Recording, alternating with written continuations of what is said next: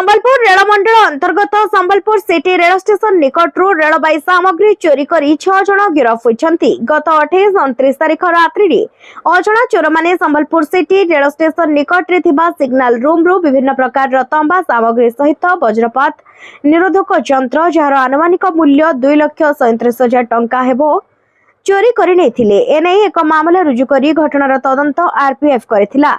एक स्वतंत्र दल आरपीएफ तरफ गठन करा जाई स्थानीय टाउन थाना अंतर्गत ठेलकोपड़ा निवासी सानबाबू सुना कड़न सुना, धनुपाली थाना अंतर्गत खेतीपड़ा निवासी छोटे कुमार, भूतापड़ा निवासी आकाश प्रधान, पवित्र जेना समेत चोरी सामग्री किनिथिबा सोनापाली निवासी मोहम्मद सिद्दीक को गिरफ करा जायछि। एणु गिरफ करा जायथिबा समस्त 6 जन को गिरफ करी अदालत को सोमवार चालान करा जायछि। एने आरपीएफ अधिकारी रमेश विश्वाल सूचना दैछन्ति।